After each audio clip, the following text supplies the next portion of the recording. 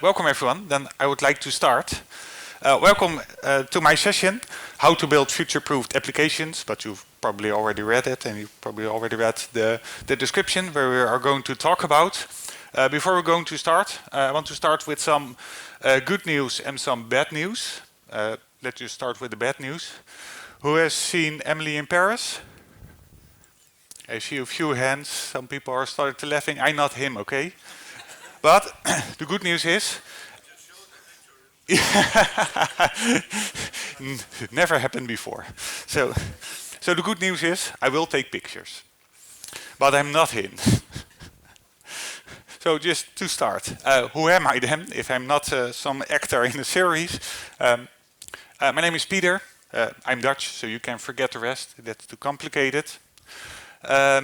I'm a co-founder of a small company called Masking Technology. And we are a Dutch-based consultancy company, and basically what we do is we help other companies become more cost-effective in their software development. And we do that by using future-proofing techniques. So that's obviously a part of the presentation of today. And within that role, I'm also a software architect, but in my heart, I'm a die-hard nerd, so I like to build stuff. So I'm also a full-stack developer. I've done full-stack development since I started my career, so I've done some other things, but yeah, I've always done web development in more than 20 years currently, and still counting. I'm not that old. I'm grey, but not that old. So, and I've a lot of experience in Java, mainly some C#, PHP, TypeScript, Python, whatever. So I've done a lot of things. And as a hobby, in my spare time, which I don't have, so I like to make illustrations, but I don't do that because I don't have time. So the only illustrations that I make are in this sheet. So, and I'm not really good, but I just like it. It's a hobby, so you will see it. About this talk, and also a bit, I think, about what we do at our company is future-proofing. So if we look at the industry, and with that I mean the software development industry, there is one common challenge that most companies face. So there are a lot of researchers out there and good firms in one of the companies that monitors a lot of the challenges that people face. You can look at the statistics, and I think it's very clear that one of the biggest challenges we face is adapting to the constantly changing client requirements. So basically dealing with change. And that means if we want to deal with this challenge, so this is basically a future-proofing problem. So that's why we said from our company standpoint, and we really want to help our customers, this is where we should put our focus at. So that will also be the focus of this talk. So, but what is future-proofing then? Well, how we call it, or at least it's on Wikipedia. I've also asked ChatGPT, but that one was clearly hallucinating. So future-proofed applications we define as adaptable applications, of course, without heavy refactoring and breaking beyond repair. So you should always be refactoring, of course, but it should be done in such a way that the refactoring is always in small steps, and that it's still viable to do. So basically you don't want to start over and over again. Wikipedia says the same, but it needs more words to basically, in essence, tell you this. So that's why I made a shorter version. So, and by adaptability, we mean so modifying the application, and these modifications. And besides the modifications, so changing things, we want to make our application also extendable, so adding new features, of course. But also reductible, so meaning removing your old features. So you should also design your application so you can remove your old stuff. We will look at that later. but that's also a big part. So that means adaptability means you can extend it, add new features, you can update and modify existing features, and you can remove old features, all without too much refactoring and breaking. So that's the goal, and that's what we want to achieve, and that's important. And why is it important? Well, of course, we want to limit the time and cost on our development, and yeah, we want to push our productivity up. So yeah, we have more value for less money. So basically, it's always a business thing. It's always about business value. So, and for this, future-proofing is a very complicated thing. And it always depends on the context. So there's no guide or something that tells you, okay, if you do all these things, then you're future-proof. So if you go to a new customer, we always do an assessment to say, okay, what is the context, and what are the things they could improve. But during the years, we've developed 5 rules of thumb that basically always apply for each organization in each context. And in this talk, I want to share them. So, but first I want to ask a question. Who thinks that true future-proofing exists, that it can be done? I see a few hands, a few brave hands, okay. Who's on the other side? So who says, okay, future-proofing can never be done? More hands, about 1/4 or so.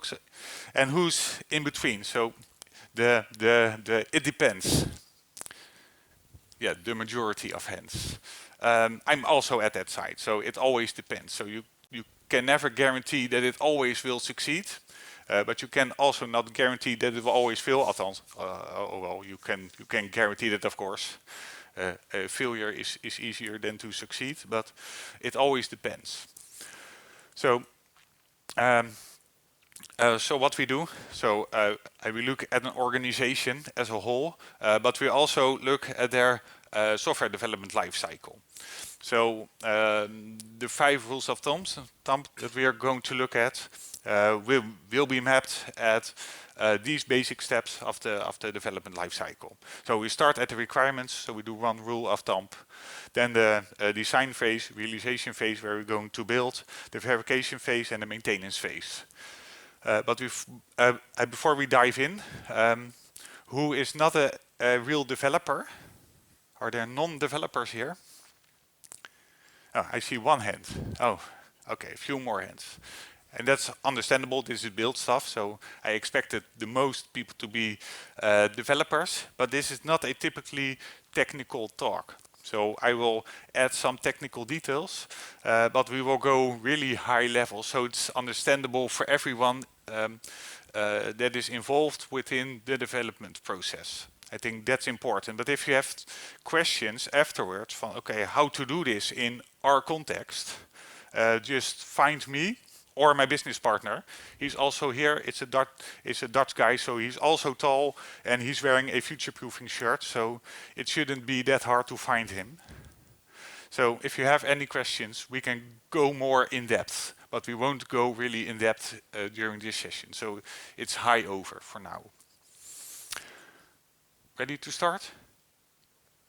Let's go. Then we go to the first one. So at the requirement level, our rule of thumb is keep it small. And why keep it small? Well, you might know this phrase. Less is more. And that is also true essentially when building application or software or a system, but we are focusing at applications right now. So this is important. So we want to limit, basically what it means, we want to have an application that is as small as possible, because everything you will add to an application needs maintenance. Maintenance is expensive. So by keeping your application as small as possible, that makes it as cheap as possible. But it should have the functionality that the users actually need. And that's always simple said, but it's harder to do, but we will look into that. But it all starts with the backlog. So what we always like to do is look at the backlog with our customers. So who here does a yearly review of the backlog to see what is still what still needs to be done, or what is already done, or some cleanup session, or who has done that? I see a few hands. Okay, and some don't, so that's great. Maybe you are already doing this, but I spend a lot of time just looking at backlogs with items 1 year old, 2 year old, 3 year old. So yeah, why are they there? You probably won't need them. So the first thing is what we do a strict requirement selection. And the easiest thing to do that, so to keep your backlog as small as possible, is only look at must-haves. And that's it. Because what is always at the bottom of your backlog, they are the should-have, the could-haves, and the would-haves. So we just say, okay, just don't write them down anyway. Don't keep a for later list. Only look at the must-haves. Make sure you build these things, and that's it. And stop there. And I will promise you, the lights are going out. That's better for me. So I will promise you, if you miss one of these, and it becomes a must-have, it will come back automatically. And if it won't come back, no problem, right? You shouldn't build these things then anyway, because they are not needed. Because you only want to focus on the must-haves. Because those are the things that provide value. And the rest, you're not sure enough if it will provide value. Otherwise, it wouldn't be a should-have or could-have or would-have. So we want to focus on the must-haves. But what's a must-have? And that's harder to define. The lights are back again.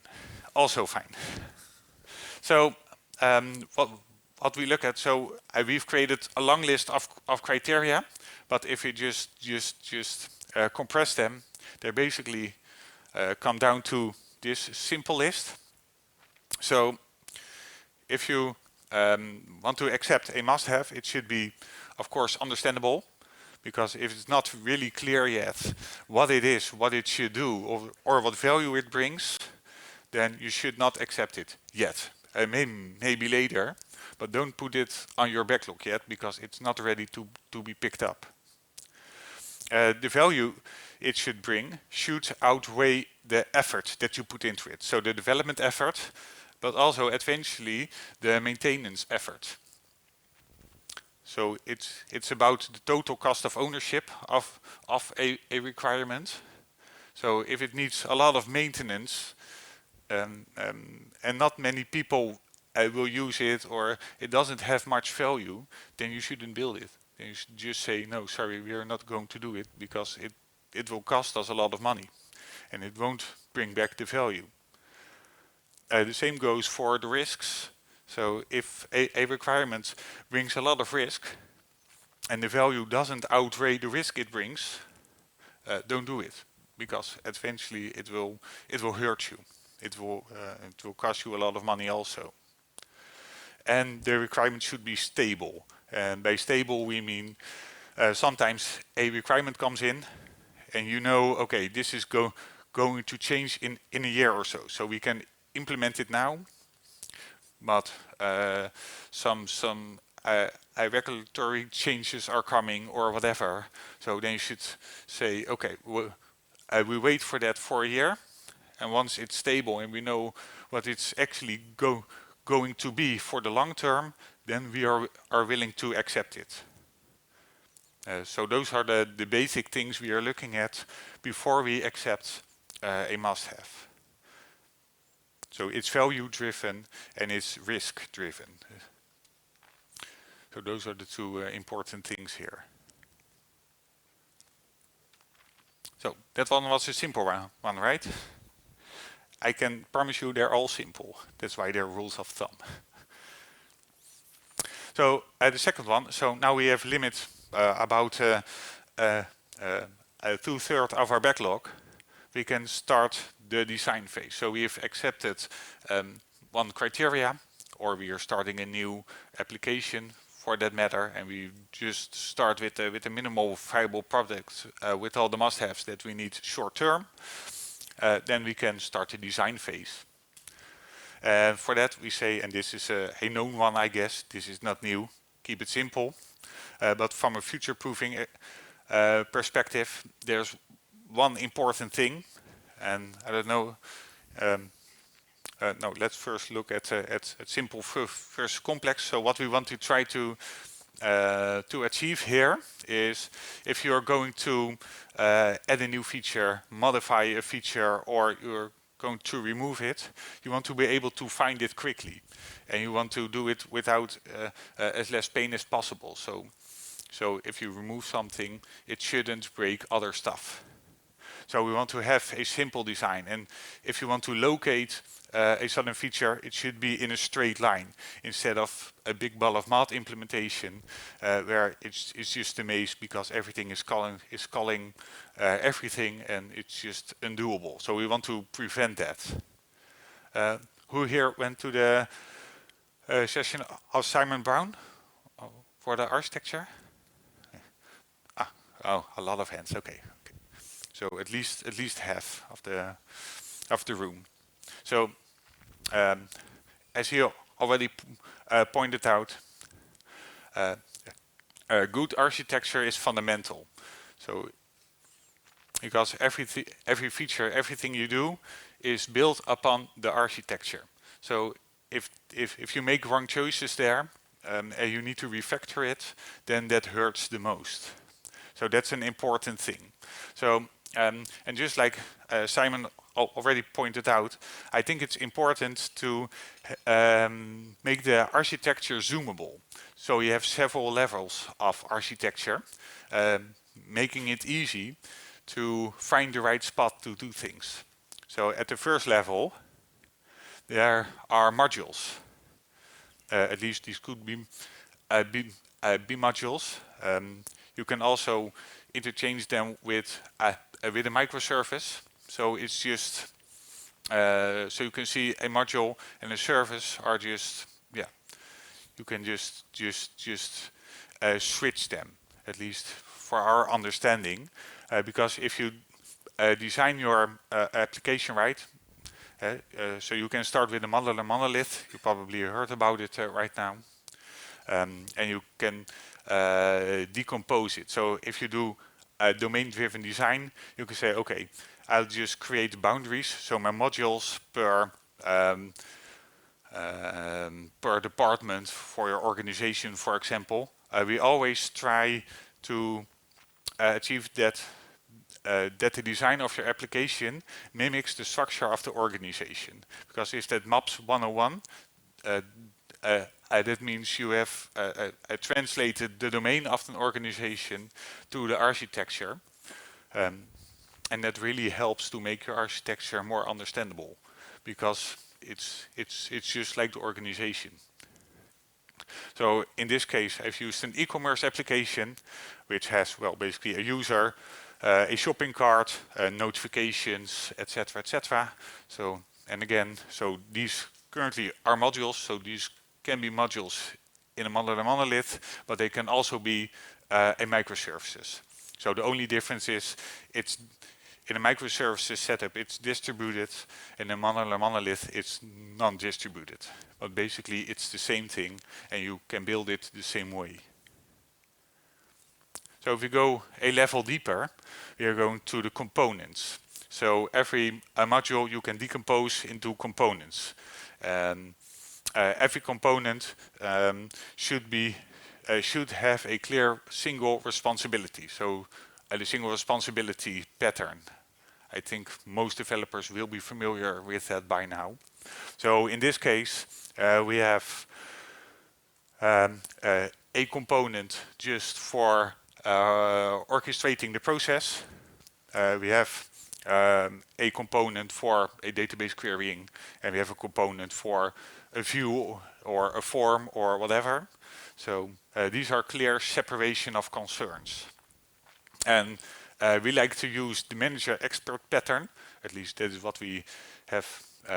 That is what we call it ourselves. It doesn't really exist, but because it doesn't exist, we have to name it. So we always try to separate the business process from the actual tasks that are performed by experts. So in this case, the orchestration component contains the process, and it doesn't do anything itself. But it only will call other components that are experts that actually know how to do stuff. So in this case, if you want to have some data, you can just call some query component, and that will retrieve your data. And if you want to view something on the screen, you will just delegate to some view component, and that's it. So that means that orchestration components never have actual knowledge on how to do things. They only know the process. So that's also a way of thinking of separation of concerns. And if you go even a level deeper, then we can look at the component level where encapsulations comes into play. Because a component probably has some functions, maybe some data or some state for that matter. And what you want to do is you want to protect its access, because we want to avoid the big ball of mud. So we want to avoid that every component can call every component. So we want to have some access restriction, and it all starts in the component, especially if you're using object-oriented design, which most languages use. You can make things private, or you can so for the internal functions, you can make sure that they can't be called by other components, but also you can protect at module level. You can protect your components from exposure from the outside. So if you're using Java, for example, or JavaScript or TypeScript, it has a strong modularization system with explicit imports and exports. So you can just encapsulate and hide functionality that you won't allow to be exposed from the outside world. So you have access control to your components and to the inner functions, and so the data of your components. So by doing that the right way, then it's quite straightforward to create a great design.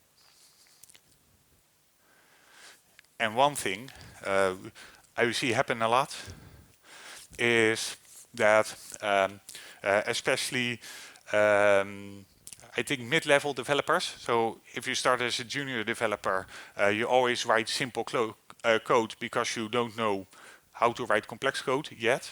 And at some point you learn about design patterns, and what we see happen a lot is that people tend to use design patterns everywhere for everything. So making your application very abstract. And abstractions are good, but they're mostly used to hide complexity.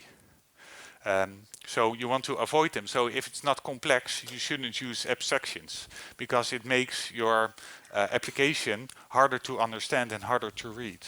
And in most cases, looking back, so I've done the same hype cycle. So I've started with 0 abstractions, then I learned design patterns, I created abstractions all the way, and now I'm back down, and I only use abstractions where I really need them.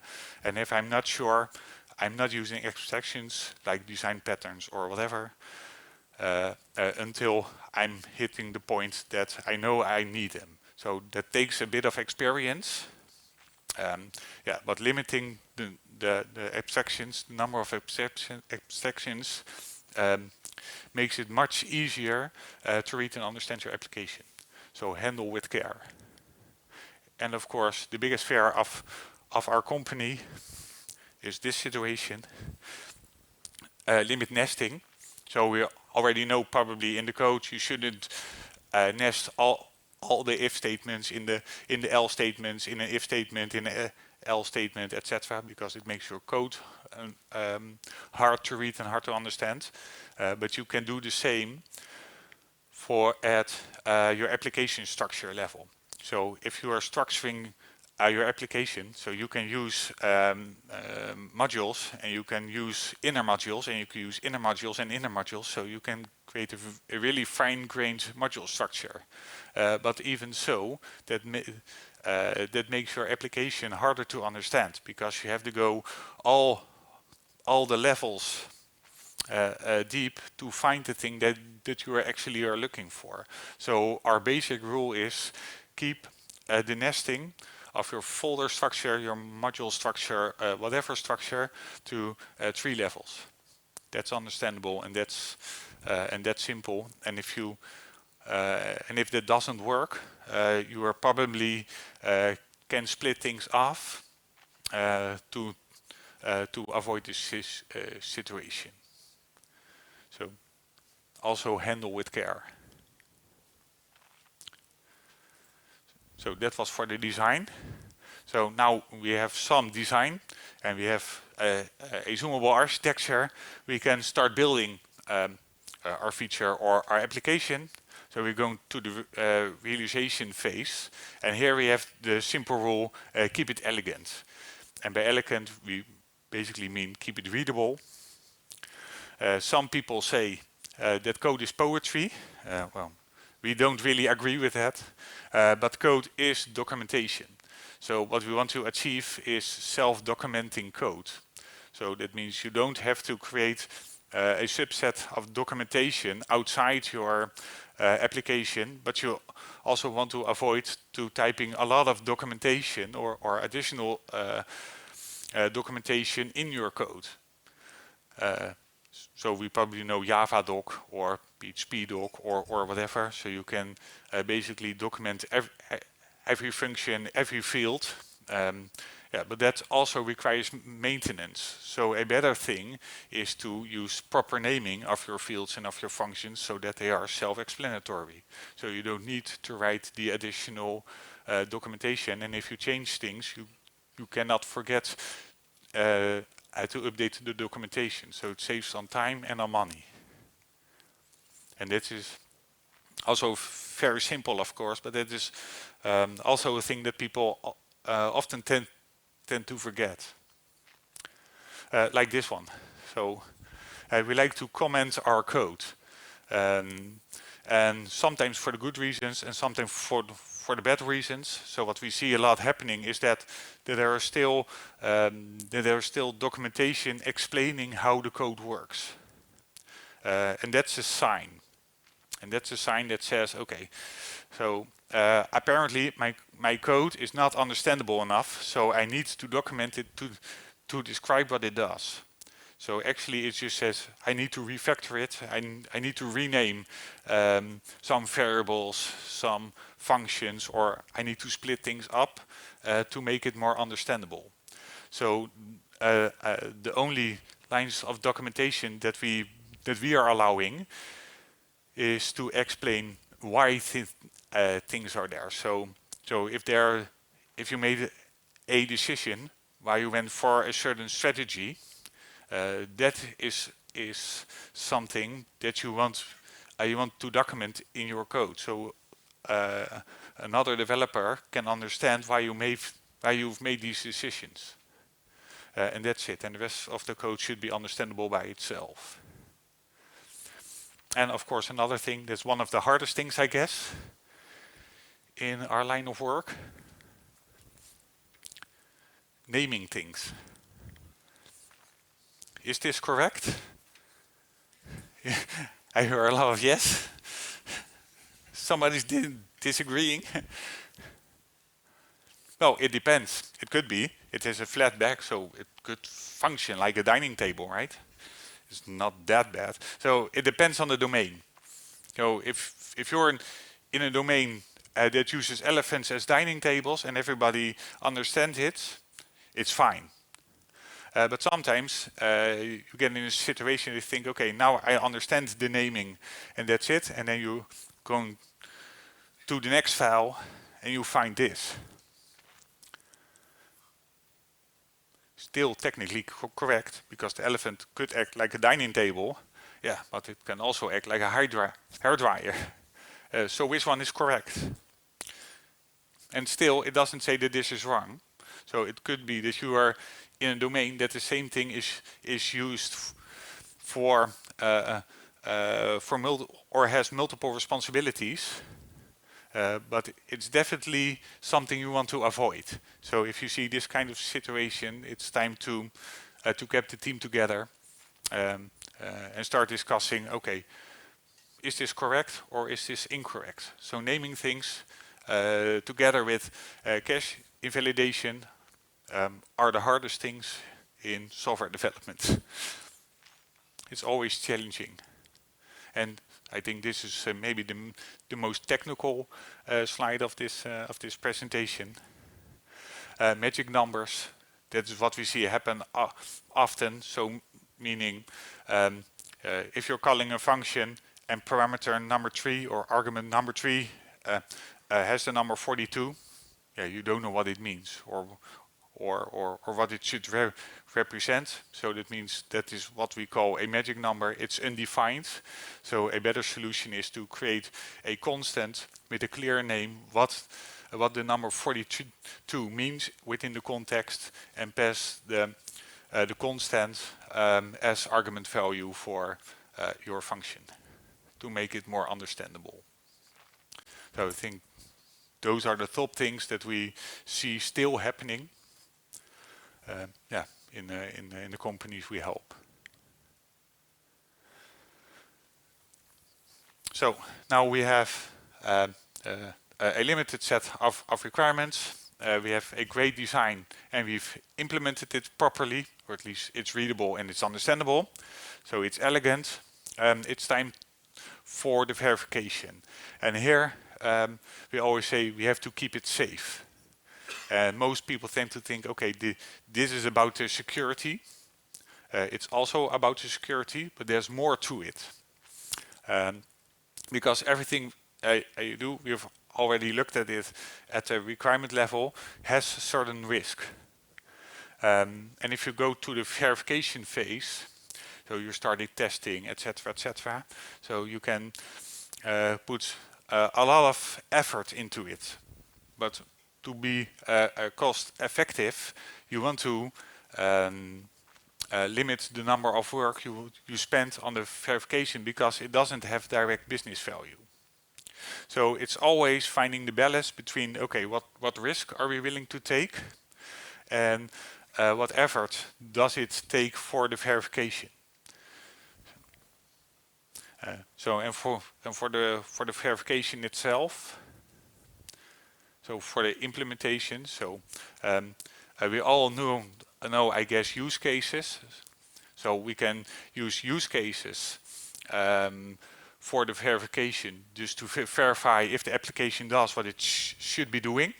But a less popular one, at least we see that a lot of companies are not using them, are the misuse cases, which defines all the things that you want to avoid happening within your application.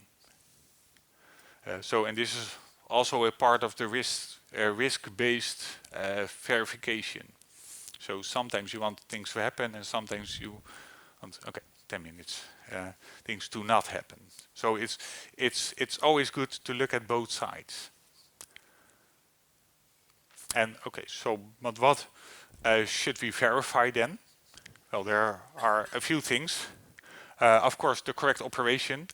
Does it do what it should do, or does it doesn't do what it shouldn't be doing? And we can look at the interface level, because your end users will use the interface, so it should have all the input values. Your development or your user experience should be great, or a certain quality level, etc. We can look at the functionality, so the use cases. Does it actually do what it needs to do? So if there's calculations involved, you should check if all the calculations are properly done, if the process and all the steps are there, etc. And also mostly an application. I think most applications integrate with other applications. So you also have to test the integration. So if it depends on an external API, you should test it. And if it uses other applications, so you should always test all the integrations, because it's always mostly a part of a bigger system. And of course, the security issues. So we should ensure the security measures, like access control, so authentication, authorization rules, the content validation, like never trust the client. So if data comes in, we have to validate it to prevent all kinds of attacks. And you should always make sure that your data is traceable. So meaning, if you are building an API, all your requests should be logged. So if something goes wrong, or somebody successfully breaks into your API or whatever, then you should have logging to see what happened, and you could trace which parts of the application failed, so that you can prevent it and you can fix it. So these three things are important, and we see that, well, mostly the first is okay-ish in most organization. The second is also okay-ish, but especially the third one is skipped easily because, well, it costs additional money. So, yeah. And another thing to take into account is, of course, the privacy. Because if you're building an application, you are working with data, and that could be sensitive data. So that means if you are using a privacy-sensitive data, you have to handle the agreements. So you have to notify the user which data you are capturing and how you are using it, and the end user should agree, and you should store the agreement somewhere, so you can prove that you have asked it and they agreed. So that's important. The storage location. I think that most people are in the cloud these days. And if you are a European based, you probably want your data to be in Europe. So it's under the European law, and it doesn't go to Africa or the US or whatever. So it stays within a certain regional boundary. So that's important, because otherwise you don't know what happens with the data. You can't assure that people are not scanning the data or using the data or whatever. And of course, for the real sensitive data, we should always use encryption to make sure if it ends somewhere we don't want it to be, that it's hard to read for people, hard to grab the data. And another thing, maybe not that relevant as a developer, but it's still relevant. Ensure the market value, because if nobody wants to use the application you're building, well, you're kind of out of business, and it means you probably will lose your job. So it's always important to have a feedback loop in your application, just to see, okay, how is the application doing? Does it solve the problem for the end users? You have to do a competitive analysis. So if your competitor is building the same system, which is cheaper or better, or worst case both, yeah, then you're probably going out of business as well. So you should be aware of that, so you can do something about it. And of course, you should always be up to date with the regulatory compliances. 5 minutes. So otherwise, you could get in trouble, and well, it can close your business. So that's something to take in account. And of course, a business has value if the quality of your application is good. So so you always want to assure that if you leave as a developer, or your colleague leaves and someone else comes in, that he can continue working on the application. So all the things we've already seen, so good architecture and readable code help onboarding new developers. But you must ensure that these things are good, and that is always best if you do it with multiple people. So that means you can work in pairs, so pair programming from extreme programming and code reviewing. And there are a lot of discussions which is best. But yeah, of course, it depends on the context which is best. So there's the one is not better than the other. There's just context. So, and lastly, so now we verified it all.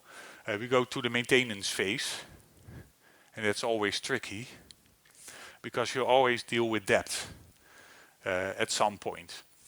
And most people think about technical debt. I think that's the most known debt here, but there are more. You can have debt on the requirement level. So if you process feedback and your use cases, your requirement change, you should update it. Your designs should be updated. Of course, the code should be updated.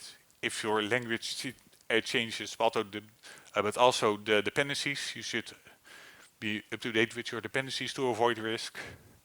And if you have tests, then you should also update your tests. You should always look at the market, the competitors, etc., etc. So those can be all kinds of debts to look at. And for the dependencies, I think one of the hardest things for a developer is dealing with external dependencies. I don't know if someone has used Angular 1, so Angular JS, and had to migrate one. Did you? True. If you had to migrate to the newest version, that could be a problem. So you're kind of stuck with an old version. So now we know, okay, dependencies can be a real pain. So it's always better to isolate your dependencies. So meaning you can create your own abstractions. So this is a good use case of abstractions. So if you're using a database library or some other library, you can create your own abstraction. So that makes it easier to change your database driver. So your dependencies should never be called directly from your domain, but your domain should call only your own abstractions, and for each abstraction you should create an implementation for the library or framework you are currently using, so you can change it without hurting the domain. So that's a basic trick. So if you look at clean architecture, hexagon architecture, or onion architecture, I think those are the three most popular architectures these days. They all address this problem. So that's maybe something to look at. And I can't emphasize this enough. Clean up your old code. Keep it small. So that's important. I think we're almost out of time. So we're going to quick to how to apply, because these rules I think are simple, and maybe most of them aren't new. So they're just good to hear again. But to actually apply them, so the rules are important. But to be adaptable, so to create future-proofing, it requires discipline. So that means you have these rules and you strictly have to follow them. So you basically should not escape these things. But we live in a world where the only constant is change. So that means we also need a growth mindset. So these rules are valid now, but they can change over time because your context is changing. So that means you have to change the rules. But then if you have changed the rules, you still need to have the discipline to always keep following the new rules. So that means there's a balance between discipline, so always following the rules, and also the growth mindset. So if things are not working anymore, you should be able to change.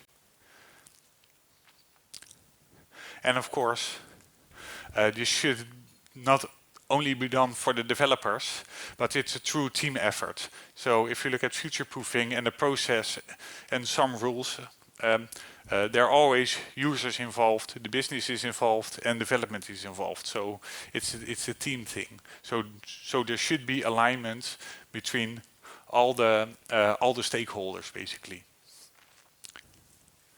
and we can make ourselves a bit more easy, because especially on the realization and the verification phases, there are a lot of automation options.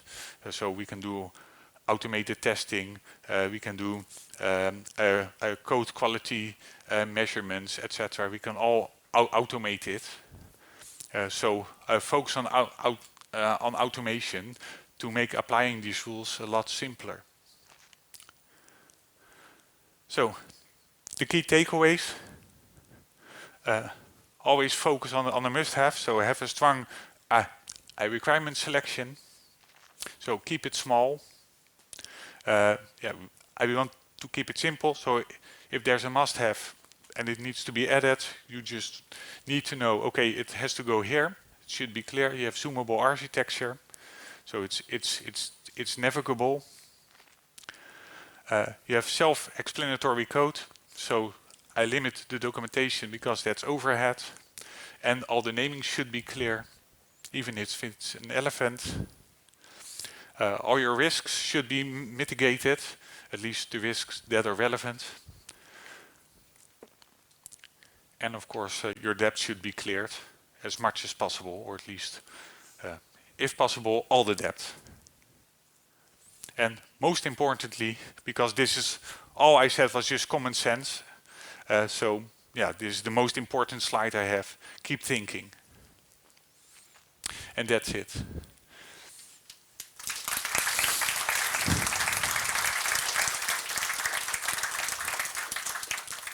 So again, this was really high level. So if you want to know more, you can look at our website. We write about these things. We also have some open source projects. We have more talks, but also we are walking around today and the upcoming 2 days. So if you have any questions about how to implement this, or more detail, or this is my context, how should I do it, just ask us. Thank you all.